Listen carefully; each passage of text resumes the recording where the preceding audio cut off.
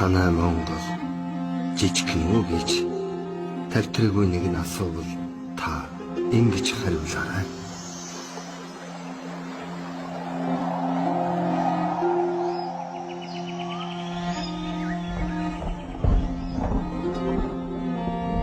Жижигхэн миний хорон жижиг. Жил сарын улирал 4 өртөөлдөг жижиг. Жалхын жаахан борхон далайд цутгадаг жижиг. Жаахан шава огтос нь мантугай туяардаг жижиг. Жагар гэсэр хөвгүүдээс нь Чингис тодордог жижиг. Дэлтэй жаалхан урд нь дэлхийг тойрдог жижиг. Дээлтэй намхан өвгт нь цээжний номтой жижиг. Дэвтэрлэж битсэн судар нь тэмээнд очихаар жижиг. Дээдэлж татдаг хуурн дэлхийг уяраасан жижиг.